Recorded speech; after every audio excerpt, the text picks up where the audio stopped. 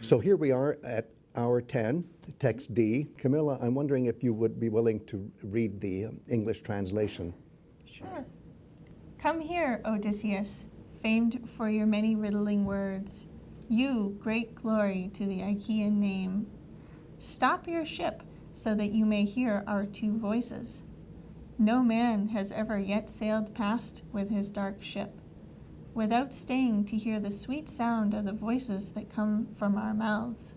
And he who listens will not only experience great pleasure before he goes back home, but will also be far more knowledgeable than before. For we know everything that happened at Troy, that expansive place. All the sufferings caused by the gods for the Argives and Trojans, and we know everything on earth, that nurturer of so many mortals, everything that happens. You know, every time I see this, I think of the fact that almost every other day we hear somebody say the Song of the Sirens, and there are so many ways of popularizing this. But when you look at this passage in the Odyssey, you see all sorts of things that are unfamiliar. Mm-hmm.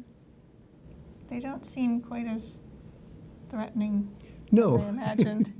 They really don't. I think that's exactly it. And their song is extremely beautiful. It's not just alluring, it's not just deceitful, it is beautiful. Mm-hmm. And in the original Greek, song, when it's erotic, tends to be eroticized by associating it with the beautiful mouth or beautiful face that it comes from. And so here, there's this reference to the sweet sound of the voices that come from our mouths. And that seems awkward in English, but in the ancient Greek song culture, it makes it even more exciting.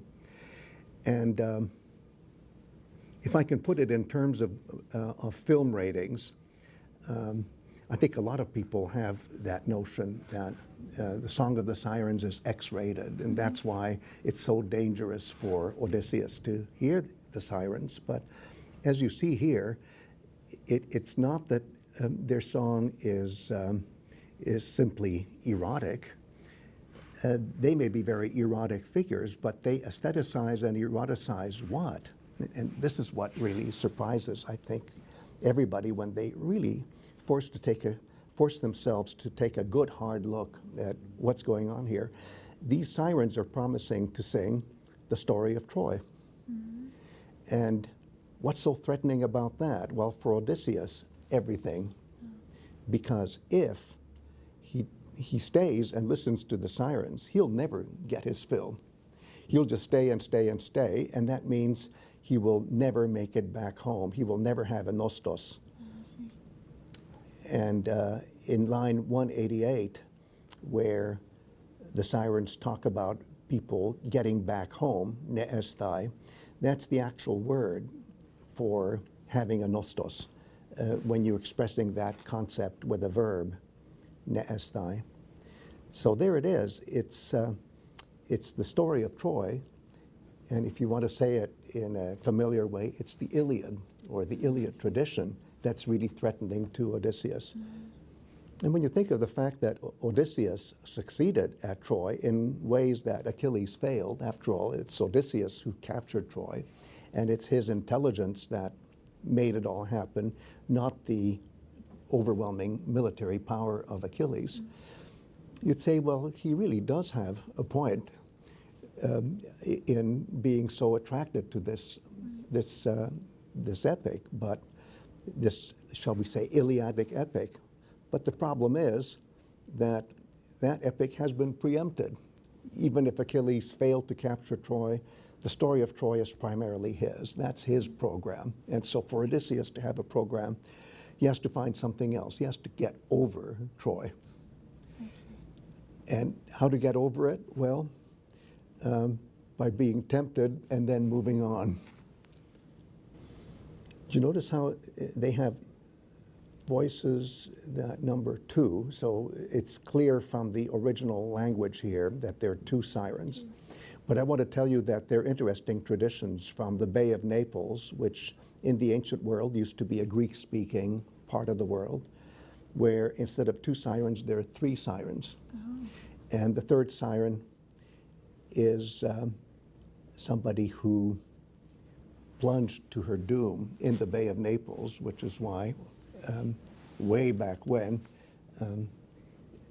what we call Naples used to be named after that third siren. So there are all these wonderful local traditions, but the tradition you see here is the more well-known way of telling the story of the sirens. So just with two voices. Just two only. voices, just two sirens. And in the original Greek, it's made quite clear that there are two of them. And there are many vase paintings that come down to us from the ancient world where we see two of them. So you could say, Camilla, that these are false muses, Yes. or at least that they're muses who are counterproductive to an Odyssey. Yes. Well, if they're trying to keep him from Yeah. getting home. That means just try to get an Iliad for yourself. Well, it's not going to happen. As I say, that cultural reality is there already, and he has to have another kind of epic, which is a nostos, which is a song about homecoming. So he can't linger. He has to get over it. He has to get over Troy.